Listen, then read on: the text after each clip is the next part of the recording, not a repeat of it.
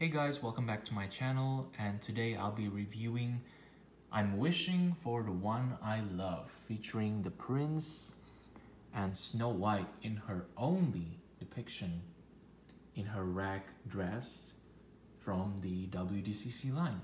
So let's get started immediately. So first of all, this thing comes in a set, which is nice because you really need them both for the scene to work. So let's start with the prince. The prince, I do believe, in the movie has one of the most, really hard faces to nail in 3D form. And I do believe with what they have to work with, they really depict his face quite well in this figurine. It's sort of like that generic prince face that they sometimes use for Philip or even Prince Charming from Cinderella. But overall, all his costumes and everything is very accurately portrayed. He's taking off his hat. And if you can remember, this is actually the scene at the well, just when Snow White just finished singing her song and the prince sort of like comes towards her and asks her, to say hello. As you can see, the cape sort of like trails behind him as he moves forward. You can feel the sense of movement even through the feet and everything. He has his little sword there. In my opinion, this prince is probably one of the most boring princes in the Disney line in terms of personality. I mean, to be fair, he is the first one to catapult the entire animation medium and fairy tale movies into existence. And yeah, I mean, for someone with no experience, I do believe Walt really did his best to give, and this prince is not meant to have that much personality anyway in the movie. He's just a sort of an accessory actually to Snow White. An accessory to Snow White's dreams and wishes. A lot of people are saying Snow White is not a very feminist movie, but in my opinion, the early Disney movie, actually, the female is actually the lead in all of these movies. I mean, you have to remember, all three movies are about the females, even though they do have a prince. Well, with the exception of Aurora, who sleeps most of her screen time on movie. But the other two princes, they're very active in their own story, even though they may not be as strong as some of the modern princesses, and they do not brandish a sword. Considering the time period at the time, women were expected to be more domesticated at home. They are meant to be homemakers. So I do believe with the portrayals of women at the time, Walt really went out of his way and made the women the lead of the story. And another thing that I really love about the WDCC line is their accurate depiction of the bases that they're standing in. Now, as you probably have explained this before with the Huntsman, but in today's world, if these were made into a figurine, they would probably just put like a generic base plate with just, a very generic color, either it be green or blue or even just any color. But this line is dedicated to produce the most accurate depiction of the film, so they use the cobblestone from the courtyard where they actually first meet. This little detail here at the base is one of the reasons that I really love the WDCC line. So that concludes my review of the prince. So let's move on to Snow White. As you can see, Snow White is a little bit surprised at the arrival of the prince, in which she actually was singing and wishing about at the well. So her face is a very, very sweet portrayal of this look.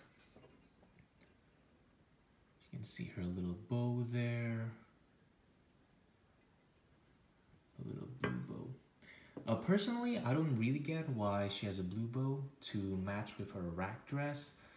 It is overall a very, very drab color, so I would say even the red bow would, you know, match perfectly with her current work dress. But you know, it is what it is. It was color blue in the movie, even though as an artist I don't really get the color scheme between the blue and the really, really earth tone color of her dress. And of course, they accurately present the patches and even some of the shape of these rags, and even that one hole right there, exactly from the movie. I actually paused the movie in order to search for this exact frame where they kind of show the dress from this angle, and everything is accurately depicted. So yeah, I'm very, very impressed with what they have. In the bottom there, you have her little cobble shoes, sort of a really Dutch working shoes, really. Even though, you know, Snow White is meant to be sort of a German origin. But, you know, back then, European culture overall is pretty much the template for most of these fairy tales. And back then, they don't really need to adhere to a single culture as it is today. And her hair, as you know, is inspired by the 1930s women's hairstyle at the time. So technically, Snow White has a very modern hairstyle for its time period, as if today you would probably have her, you know, using one of the hairstyles that the millennials or even the youth is using today. That's what her hair would meant to all those people back then in the 1930s watching this movie. You know, they would see themselves on Snow White. So yeah. Also, I mean, over the years, it has become the quintessential Snow White hairstyle, even though, you know, really you can depict her in any other hairstyle, but we are so used to seeing this short curl hairstyle. Sort of a tame hairstyle from the 1930s that we cannot see her in any other way, really.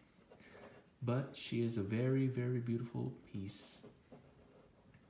You have a little bow there, a little collar. It's very beautiful.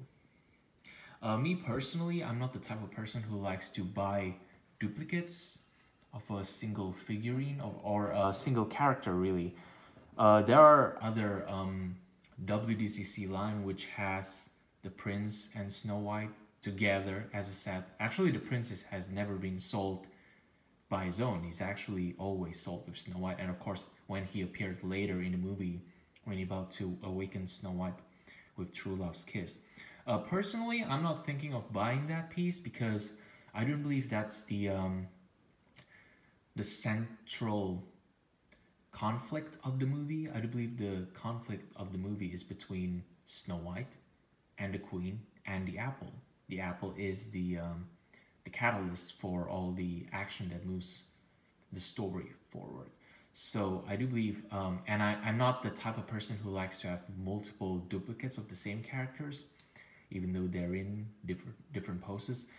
But my exception is when a character like Snow White has a variant costume like this, because I do believe a variant costume is different enough for me to have a reason to purchase another one. And of course, this is the only Snow White in her rags that's ever portrayed here in this line. So, and thankfully the Prince comes with her. So this is the only Prince I ever owned for this line, for my collection. And for me, that is quite enough. My other Snow White, of course, is her yellow and blue dress with her collar, her iconic outfit that she wears throughout the movie. And of course, that one I bought with the Seven Dwarfs set when they were dancing at the cottage later on, because I do feel, as the title suggests, Snow White and the Seven Dwarfs, her relationship with those dwarfs is actually a lot more important than her relationship with the prince here. Let's admit it. So I do believe the one dress which I need to buy needs to match with the dwarfs. So that is it pretty much for my review. Thank you so much for listening to some of my anecdotes about these movies, and really it's just a lot of fun to review these figurines. Disney has always been my passion, so it's really nice to be able to sort of release some of these information to you guys and just have you give you some knowledge on the on Disney history. So thank you guys. Please comment and subscribe and like this video, and I'll see you guys soon. Bye.